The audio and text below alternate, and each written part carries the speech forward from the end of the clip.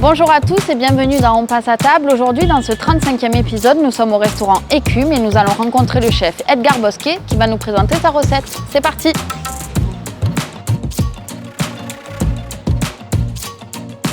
Bonjour chef! Bonjour!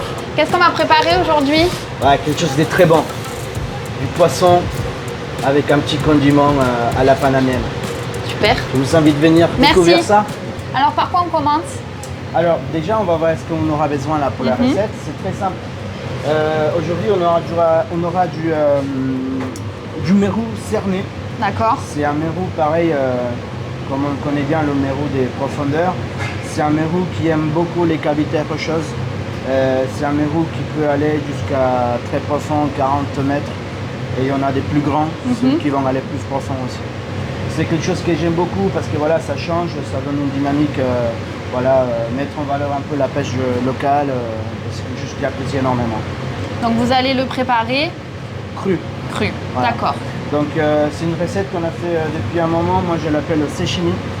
C'est en fait c'est un petit mélange entre le ceviche qu'on a beaucoup l'habitude de manger au Panama et le sashimi, technique très répandue au Japon. D'accord. Avec la découpe des fines tranches de poissons crus. Ok. Et donc, qu'est-ce qu'on va avoir besoin en plus? Pour ça, donc, on a besoin d'un beau poisson frais. On peut partir sur les classiques, sur la dorade, le loup, le mouche qui est un poisson très bon aussi. Voilà, tout ce qui a un poisson à chair blanche, c'est très bon, très fin. D'accord. Avec ça, on va préparer un lait d'amande qu'on va fumer préalablement. D'accord. Avec quelques petits produits que j'aime beaucoup, ça donne un peu de peps et c'est bon, donc citron vert, citronnelle, gingembre. Et après on fera un petit mélange à base d'œufs de truite et ciboulette. D'accord. On mettra un peu des amandes fraîches pour rappeler le lait d'amande et un peu de basilic pour se dire qu'on est vraiment en Provence. Très bien. Voilà, donc pour commencer, on va prendre le lait d'amande. Et on va le porter légèrement en ébullition. D'accord. C'est juste pour quand on va faire les infusions que ça puisse se dégager et se mélanger mieux. Donc ça on le prend. On le fait juste bouillir très légèrement, une ébullition très légère. Une fois que ça bouillit, on va préparer la citronnelle. Donc la citronnelle, moi je la casse comme ça. Juste de façon à que ce soit... Pour faire ressortir les arômes? Exactement. Et ça, on le met dedans. D'accord. On prend le gingembre qu'on a juste nettoyé. Moi, je laisse la peau parce que c'est juste pour aromatiser un peu. Et je prends le citron, je prends juste un peu de peau. D'accord. Quelques secondes de peau comme ça. Et ça, on va venir le mettre là-dedans. On met à feu fort, à feu moyen? Il faut le faire à feu fort, mais il ne faut pas trop la faire bouillir. D'accord. Il ne faut pas que ça caille, après il va cailler, c'est pas bon. Voilà, juste comme ça, ça commence à frémir un peu, un frémissement très léger, juste pour tiédir le lait d'amande. Ok. Voilà. Une fois que ça frémit comme ça, on arrête et on prévient là. Et on va faire plonger notre petit poisson qui est fumé. D'accord. Donc souvent, j'ai des chutes des poissons que je ne m'en sers pas dans les menus. Moi, je récupère tout. J'ai un petit barbecue. Je fais tout fumer dedans. Et pareil, on peut le faire avec des arêtes des poissons. Tout ce qu'on doit jeter, on récupère pour pouvoir réutiliser différemment. D'accord. Et c'est ce que je fais aujourd'hui. À la maison, pour fumer le poisson, on fait comment si on n'a pas le barbecue? À la maison, on peut faire une autre technique, c'est on peut prendre des poissons qui sont déjà fumés. D'accord. Il y a des maisons à Marseille qui font du fumage des poissons artisanal. Donc ça, je trouve que c'est une très bonne idée pour pouvoir aromatiser les choses. Voilà, on prend une partie moins noble, par exemple la partie du ventre. Voilà, ça c'est juste pour aromatiser, pas la peine de mettre un beau morceau. D'accord. Ça c'est très bien aussi. Donc ça, on le laisse. On met un petit couvercle. Voilà. Et on le laisse enfoncer pendant 45 minutes. D'accord. Donc là, je pense qu'on va pouvoir s'attaquer au levage du poisson. D'accord. Voilà, moi, c'est vraiment toujours des poissons frais, levés, pêchés du matin. Donc, je vais vous montrer un peu comment on fait ici pour pouvoir les lever. On prend un petit couteau qui coupe bien. Et on va longer toute la partie du torse. Et on va venir jusqu'à la tête. D'accord. Normalement, on va arriver sur la partie centrale, l'arête centrale du poisson. Et on va faire des petits centailles en mettant le petit doigt pour toujours être sûr qu'on n'y va pas dans la chair. D'accord. On y va comme ça. Voilà. Du moment qu'on arrive au milieu, on passe de l'autre côté et on fait la même chose.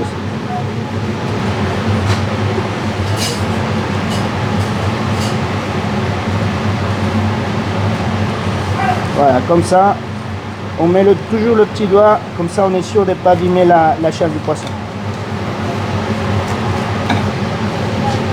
Ensuite, on reprend là et on insiste tout autour de la tête.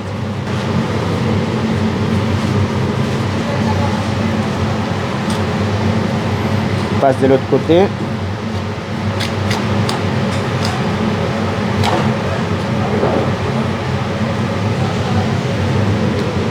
Et là, on a notre poisson. Un morceau comme ça de poisson, c'est pour combien de personnes à peu près? Ça, on peut en manger 4 personnes. D'accord. Il faut compter 80 grammes, 80-90 grammes de sashimi. Après, on peut rajouter aussi peut-être une petite garniture, peut-être une petite bouilloise de tomates ou quelque chose dans le genre. Donc ça va compenser un peu la matière.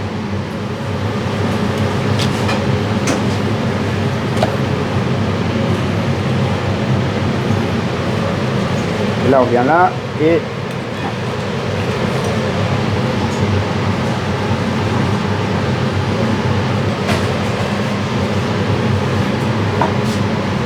donc vous voyez ça, c'est quelque chose que je vais réutiliser. D'accord. Je peux le faire sécher, je peux le faire fumer. Et ça, plus tard, ça va m'aider à aromatisser un peu mes bouillons, mes consommés, mes sauces. Au moins, il n'y a pas de gaspillage. Exactement. Donc, pour la suite de la préparation du poisson, là, c'est la partie du ventre du poisson. D'accord. Là, avec un couteau beaucoup plus fin que l'autre, on vient et on va passer sous les arêtes et on va aller vers le haut. D'accord. Pour pouvoir. Et là, vous avez des arêtes, d'ici jusqu'à ici. D'accord. Ça, je vous montre après comment on frappe les sandwichs. Là, c'est pareil, on passe sous les arêtes et on remonte. Et on coupe là. Et là, on est pas mal. Donc ensuite, on prend une petite pince à s'arrêter. D'accord. Qui est très bien. Si on n'en a pas à la maison, une pince à épiler, ça fait l'affaire par exemple? Ça fait l'affaire, mais oui, ça peut, ça se peut. Vous allez mettre un peu plus longtemps, mais ça fait l'affaire. Ce qui est important aussi, c'est d'aller un peu vers le haut pour ne pas arracher trop de chair. D'accord. Donc plutôt que de tirer comme ça, on tire vers le haut, c'est ça? Exactement. Et là, je fais une petite presse sur la chair aussi. D'accord. Pour pas qu'elle s'arrache. Exactement. Là, j'ai la dernière. Encore une. Et c'est tout bon. Donc là, on coupe en deux. Voilà. Là, on va couper en deux. Là, j'ai la partie du dos. D'accord. Et je vais lever la peau. D'accord. Pour la lever la peau, c'est simple. On prend bien la queue en bas. On insiste. Ok. On ne va pas jusqu'au bout. Pas jusqu'au bout, ouais. Et on va mettre le couteau à peu près en cette position, entre 30 degrés à peu près. Et là, je la tiens bien et je vais juste faire des petits coups de couteau. Et voilà. Et voilà. Là, le poisson est nickel. Voilà. Après, vous allez voir, pour le sashimi, je continue un peu à le nettoyer. D'accord. Là, je vais juste prévenir là pour avoir des petits bouts plus fins, pour pouvoir mieux les tailler ensuite. D'accord. Là, on enlève un peu ce qui reste. Voilà, comme ça, on aura vraiment qu'un côté tout blanc comme ça.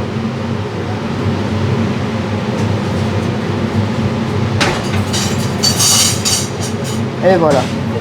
Là, on a un beau petit filet. Magnifique. Donc là, on a notre filet. Et là, je vais commencer à faire les fines tranches. D'accord. Les fines tranches des sashimi. Donc vous mettez la main devant. Toujours, on fait une légère pression sur le poisson pour pouvoir en fait, voilà, donner l'épaisseur qu'on veut. D'accord. Ça permet de bien tenir la chair aussi. Exactement.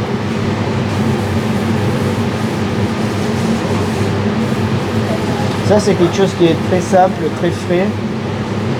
Voilà, il suffit juste d'avoir un bon produit. Pour optimiser la qualité de poisson, on peut les passer sur une saumure, une légère saumure. D'accord. C'est-à-dire qu'on peut mélanger de l'eau, du sel et du sucre à 7%. On peut rajouter des algues, en fait, ça va lui donner une autre dimension au poisson. D'accord. Au niveau goût, gustatif. Donc là, on a notre sauce qui est infusée, donc à base de lait d'amande. Donc on a laissé 45 minutes à infuser avec du poisson fumé qu'on pourrait trouver dans le marché. Moi, je le fais souvent avec des parures de poisson que je fais fumer ici aussi, des arêtes de poisson. Voilà. Tout ce qu'on peut utiliser qui est fumé, ça va donner vraiment un goût. Après, on peut tout simplement juste infuser avec de la citronnelle et du citron. Pas besoin non plus de faire fumer si on ne veut pas acheter des choses sur le marché. Voilà, ce qui va donner aussi le côté fumé, c'est les petits œufs de truite fumés. Œufs de truite de la Durance, pareil. Donc ça, on les trouve facilement chez le poissonnier ou ça, dans le commerce? chez le poissonnier, chez le commerce, on en trouve. Et là, je vais tout filtrer. On va le filtrer et on va rectifier l'assaisonnement. D'accord. Donc pour l'assaisonnement, on va rajouter un petit peu de sel. Voilà, un peu de sel, du poivre. J'ai un petit condiment balsamique blanco. D'accord. Du balsamique blanc. Je mets quelques gouttes. Voilà. Le poivre, c'est du poivre blanc? Poivre blanc, ouais. D'accord. Moi, j'aime bien le poivre blanc. Et ensuite, on va juste lui donner un coup de fouet. Et ça, il faut le servir très très frais. Donc ça, on va le prendre et on va le réserver au frigo. D'accord. Voilà. Donc il y a ça qu'on va assaisonner après. Et comme on a fait du lait d'amande, j'en profite parce que c'est la saison, il y a des amandiers qui commencent un peu à sortir. Donc on mettra juste quelques copeaux d'amandes fraîches. D'accord. Ça va donner un peu de texture, un peu de croquant. Je trouve ça très intéressant.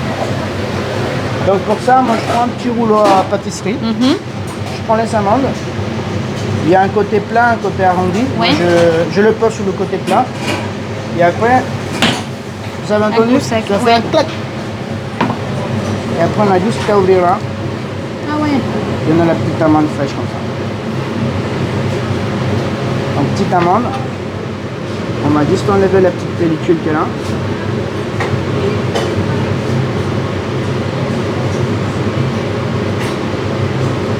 Comme ça, hein. Et ça, on va le réserver dans du lait. D'accord. Pour pouvoir garder la couleur blanche. D'accord. On le met là. Hop. Et là, on va assaisonner le poisson. Pour ça, moi, j'ai prévu des cesses de citron. Oui. Voilà. Une putarde maison qu'on fait à base d'œufs de mulet. D'accord. Ou sinon, moi aussi, de temps en temps, moi j'aime bien faire sécher du poisson. J'ai une putarde d'œufs, de thon. C'est la partie basse de la queue. On fait bien sécher et après pour râper. En fait, moi je trouve ça intéressant. Ça m'empêche aussi d'utiliser trop de sel. D'accord, ouais, ça sale naturellement. Voilà, on râpe un petit peu, soit du thon séché ou de la putarde maison. Hop, hop, hop, et ça fait la salinité naturelle qu'on a besoin. D'accord. Voilà. Donc ça, on va prendre de l'huile d'olive. On va en mettre un peu de partout. Comme ceci. Du coup, là, on va utiliser la putarde. Ça se trouve dans le commerce aussi. Dans le commerce aussi, vous avez des très belles maisons traditionnelles à Marseille qui ont fait des très bonnes putardes aussi. Mais voilà, moi je préfère la faire moi-même. On y va généreusement? Généreusement. C'est la générosité la cuisine. Il ne faut pas faire son radin et là où on met, on y va. citron zesté. Citron vert. Toujours moi, citron vert. Pour des poissons comme ça donne vraiment cette acidité qu'on a besoin. D'accord. On est prêt pour dresser notre belle assiette. C'est chimique. Je prends ma petite pince du micro-gamay. Donc on a assaisonné sel, poivre, moutarde, citron vert zesté. Donc on met combien de tranches par assiette? Ok, par assiette, je pense que entre 50 et 60 grammes, ça peut le faire. D'accord. C'est voilà, c'est des tranches. Voilà, j'ai coupé un peu épais. C'est très bien. Ça représente quoi, une dizaine de tranches à peu près? C'est ça, exactement.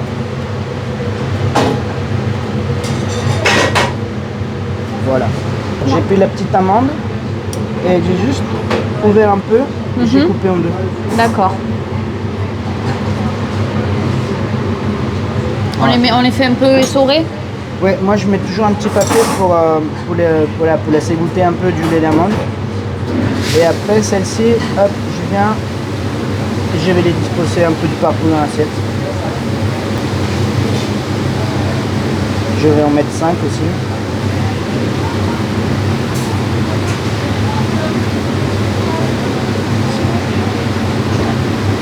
6, 7, on va en mettre 7. Et là, on va préparer la sauce qu'on va venir napper nos fines tranches. C'est là où tout va se jouer. Donc pour ça, on va mettre dessus des trucs de la durance fumée. Voilà. Une bonne cuillère à soupe. Bonne cuillère à soupe. C'est l'équivalent de 5 grammes à peu près. D'accord. On va mettre de la ciboulette ciselée très finement. Comme ceci. On va remettre un peu de zeste de citron.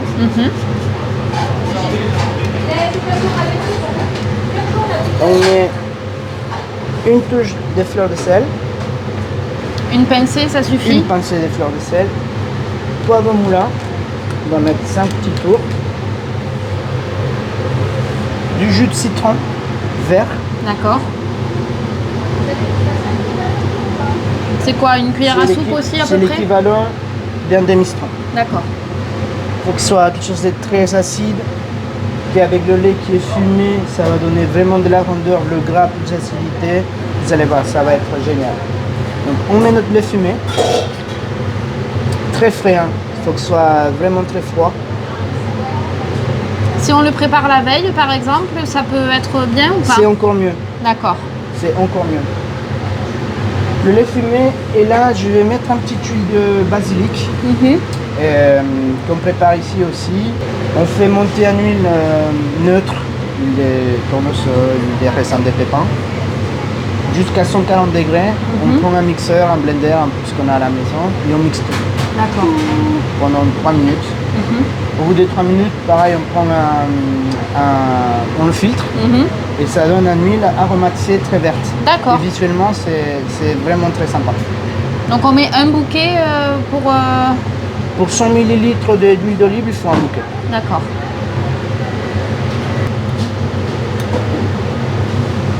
C'est très joli, hein? Et voilà, nous sommes prêts à passer à table.